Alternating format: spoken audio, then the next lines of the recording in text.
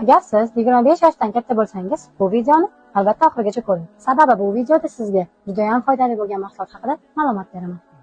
Bugun sizga tavsiya bermoqchi bo'lgan narsam har bir 25 yoshdan katta bo'lgan ayol va erkak ichishi kerak bo'lgan juda ham foydali kollagen haqida. Kollagen o'zi nima? Nima uchun ichishimiz kerak? 25 yoshdan keyin organizm o'zi kollagen ishlab chiqarishni kamaytiradi va 30 yoshdan keyin to'xtatadi. Shuning uchun asosan ayol va erkaklarda 30 yoshdan keyin ajin tushib ketishi, erta qarish holatlari kuzatiladi. Endi sizlarga kollagen tavsiya qilaman. Suyaklarimiz uchun ham kalsiy juda kerakli mahsulot.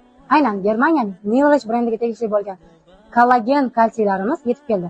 Yana undan tashqari kollagenimiz peptidli kollagen bo'lib, hech qaysi kollagenda qo'shilmagan qo'shimcha hisoblanadi.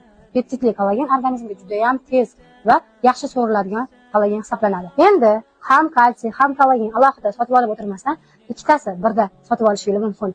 Kalsiy, kollagen ham suyaklaringiz